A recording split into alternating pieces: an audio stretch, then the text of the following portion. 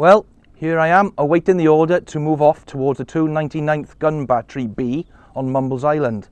There I will take post with a Vickers machine gun overlooking the channel and including the arc around the pier and Swansea Bay. Our regimental headquarters is based here on the hill along with E Company and HF.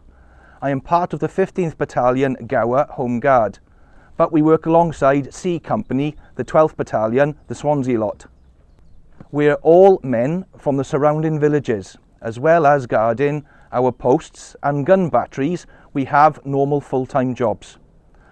Following the declaration of war in '39, it was decided to start work in early 1940 to upgrade the Victorian and Great War gun positions. Now they are needed to defend Swansea town, the docks and shipping routes in the channel from the German Luftwaffe and possible invasion. The original positions were built during the Napoleonic Wars, when the threat of invasion was also real at the time. The lighthouse was built in 1793 and the fort sometime later. The fort was built next to the lighthouse. The original battery housed 5 80-pounder guns and had accommodation for a staff sergeant and a corps of 21 men. At the end of the 19th century, the original 80-pounders were replaced by 2 quick-firing Mark III naval guns, which are 4.7-inch caliber, and 2 303 Maxim machine guns. During the Great War, these guns were used to protect the shipping lanes and bay.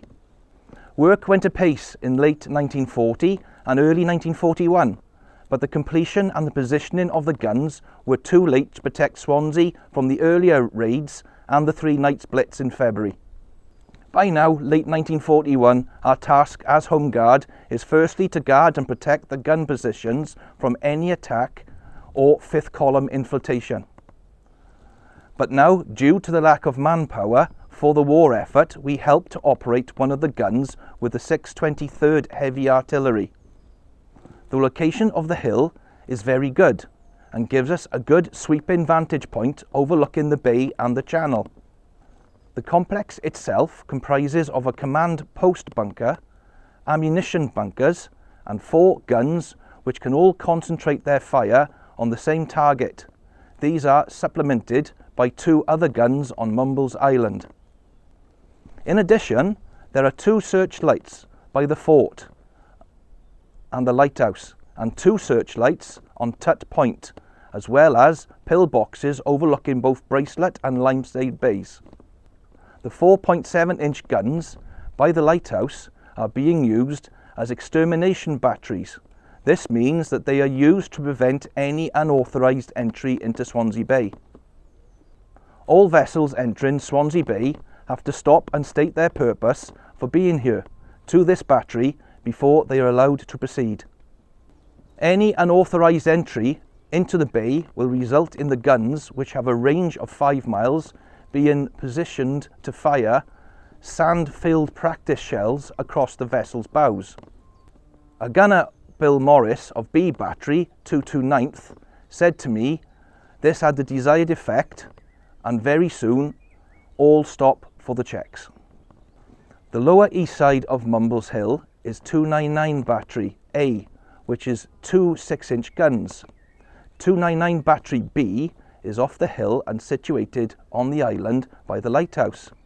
In 1942, the 4.7-inch guns were replaced on the island with the more modern 4-inch BL Mark III French naval guns.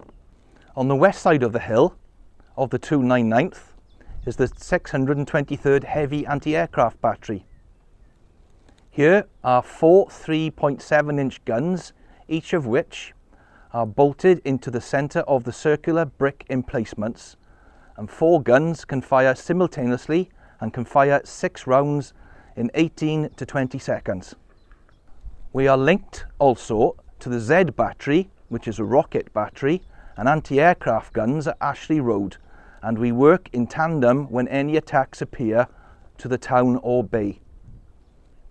There are 50 men with the 299th Royal Artillery, and with us, the Home Guard, we are positioned on the island, The island is connected to the mainland via a concrete road on the causeway.